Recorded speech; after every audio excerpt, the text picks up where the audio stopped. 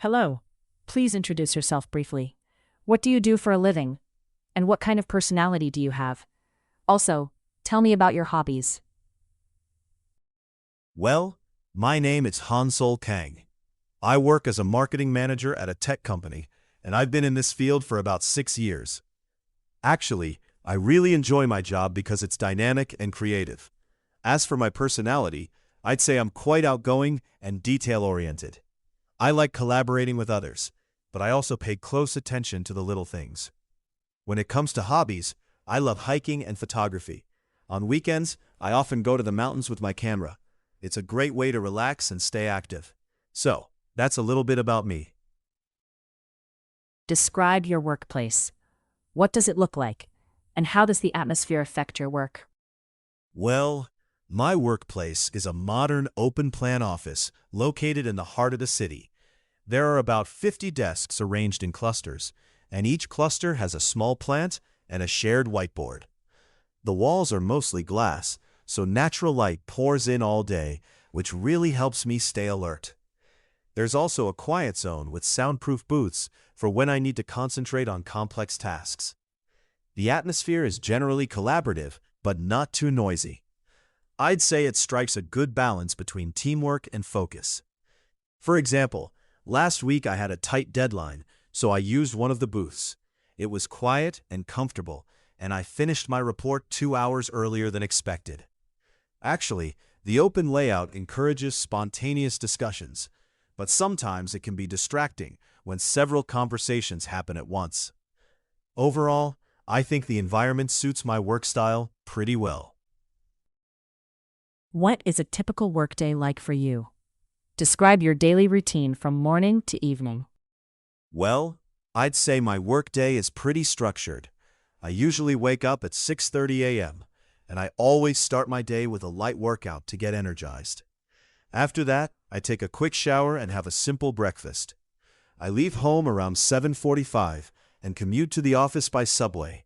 It takes about 40 minutes, so I often listen to podcasts or review work emails during the ride. Once I get to the office, I typically begin by checking my schedule and prioritizing tasks. I have a team meeting every morning at 9:30 where we discuss project updates. Then I focus on my main tasks, like writing reports or analyzing data. I always take a short lunch break around noon, usually eating at my desk or grabbing a quick bite with colleagues. In the afternoon, I attend more meetings or work on collaborative projects. I rarely work overtime, so I leave the office around 6 p.m. After work, I usually go to the gym or meet friends for dinner. I get home by 8 p.m., and I always unwind by reading or watching a show before bed. I try to go to sleep by 11 p.m. to get enough rest. Tell me about a memorable experience you had while working on a team project. When I was working as a marketing coordinator at a startup, I was assigned to a team project to launch a new product. Our goal was to create a promotional video within 2 weeks. At first, we had a lot of disagreements about the concept. I suggested a humorous approach, but some team members preferred a serious tone. We spent 2 days debating, and it was quite stressful. Finally, we decided to combine both ideas, a humorous opening followed by a serious message. I was responsible for scripting, and I worked closely with the video editor. We pulled several all-nighters, but in the end, the video was a huge success. It got over 100,000 views in the first week. That experience taught me the importance of compromise and collaboration. How does your current work life compare to your previous job or your expectations before starting your career? I'd say my current work life is quite different from what I expected before starting my career. When I was a student, I imagined that work would be all about exciting projects and constant innovation. But in reality, my first job involved a lot of repetitive tasks and long hours, which was frustrating. Actually, I changed jobs 2 years ago, and now I work for a tech startup. Compared to my previous job, the work environment is much more flexible. For example, I can work remotely twice a week, and my team uses agile methodologies, so we have daily stand-up meetings. That's a huge improvement. Also, the workload is more balanced now. In my previous job, I often had to work overtime, but here the company respects work-life balance. However, the pace is faster, and I need to learn new skills constantly. Overall, I prefer my current job because it offers more autonomy and growth opportunities. The contrast between the two jobs has taught me what I truly value in a workplace. How has your work life changed since you started your current job? Since I started my current job, my work life has changed dramatically. When I first joined, I was a junior assistant, so my tasks were mostly simple and repetitive. Over the years, I have taken on more responsibilities and I have become much more confident in handling complex projects. For example, I used to struggle with public speaking, but now I regularly lead team meetings. Also, my work schedule has become more flexible. I used to have fixed hours, but now I can work remotely twice a week. This change has improved my work-life balance significantly. Another big change is the company culture. When I started, it was quite formal, but it has become more collaborative and open. I really appreciate that. Tell me about a time when you had to solve a difficult problem at work. What was the problem and how did you handle it? A few months ago, I was leading a project to launch a new software feature, but we faced a major issue. The development was behind schedule due to unexpected technical glitches. The problem was that two key modules were incompatible, which could have delayed the launch by weeks. First, I gathered my team for an emergency meeting to analyze the root cause. We discovered that the incompatibility stemmed from different coding standards used by two teams. To solve this, I proposed creating a compatibility layer, which required extra work but minimized delays.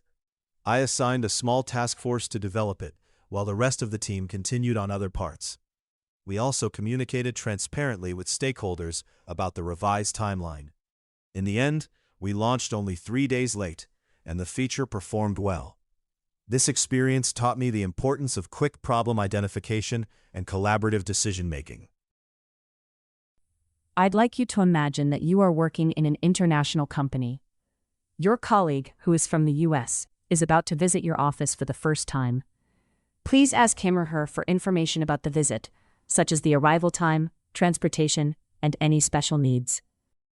Hi, Sarah. I heard you're coming to our office next week for the first time. I just wanted to ask a few things to make sure everything goes smoothly. First, could you let me know your exact arrival time and which airport you're flying into? I can arrange a pickup if you need one. Also, do you have any preferences regarding transportation? For example, would you like me to book a taxi or a shuttle, or would you prefer to use public transit? Additionally, please let me know if you have any dietary restrictions or allergies so I can prepare for lunch. I'd like to make sure you feel comfortable during your stay. One more thing. Do you need any special equipment for the meeting, like a projector or video conferencing setup? Just let me know, and I'll take care of it. I'd like you to imagine that you are at work and your computer suddenly freezes.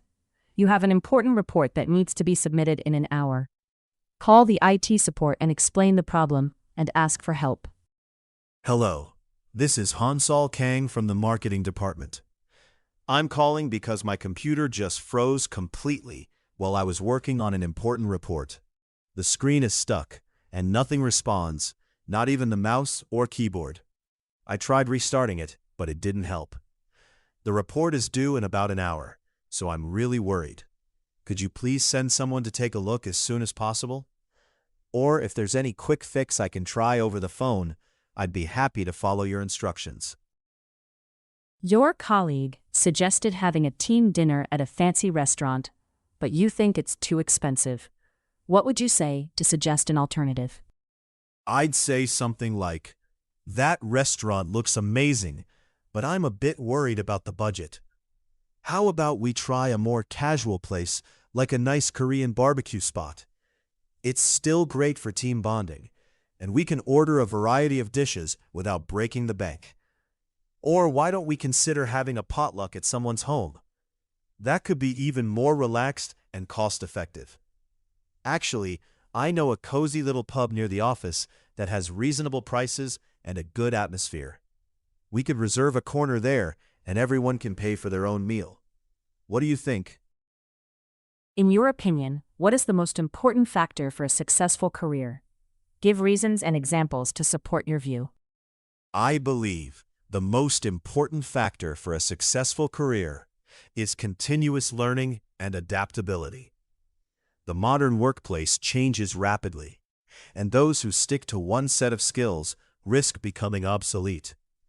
For example, I work in marketing, and a few years ago, digital marketing was just a small part of our strategy. Now, it's essential. I took online courses in data analytics and social media management to keep up. As a result, I was able to lead a campaign that increased our online sales by 30%. Without adapting, I would have been left behind. Also, continuous learning shows initiative and passion, which employers value. In my company, colleagues who regularly update their skills are often promoted faster. So, while hard work and networking matter, I think adaptability is the key to long-term success. What kind of work environment do you prefer? Why? I definitely prefer a collaborative work environment over a very independent one. I'd say I thrive when I can bounce ideas off colleagues and work together on projects. For example, at my current job, we have an open office layout and weekly brainstorming sessions. I really enjoy that because it helps me stay motivated and creative. Actually, I would rather work in a team than alone because I find that two heads are better than one. Also, I prefer a flexible schedule rather than a strict 9 to 5. Having the freedom to manage my own time makes me more productive and less stressed. So overall, a collaborative and flexible environment is what works best for me. How has technology changed the way you work? Describe a specific example. Technology has dramatically changed my work habits. I used to spend a lot of time commuting to the office and attending in-person meetings. But now, I work remotely most of the time. For example, I use video conferencing tools like Zoom to communicate with my team, and project management software like Trello to track our progress. This shift has made me more productive because I can focus on tasks without distractions. However, I sometimes feel isolated, so I make an effort to have regular check-ins with colleagues. Overall, technology has given me flexibility and efficiency, but I also need to balance it with human interaction. How do you stay healthy while working a busy job? I make a conscious effort to stay healthy despite my hectic work schedule. First of all, I always take a short walk during my lunch break, even if it's just 15 minutes. This helps me clear my mind and get some fresh air. I also try to exercise at least 3 times a week, usually in the evening after work. I prefer doing yoga or stretching because it relieves my back pain from sitting all day. Additionally, I watch what I eat. I usually bring homemade lunch to work to avoid fast food.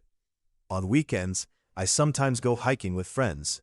Overall, I would say maintaining a routine is key.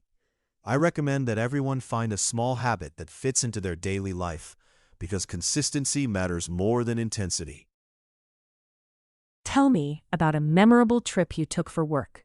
What did you do, and what made it special? Actually, last year I had a business trip to Tokyo for a week-long conference.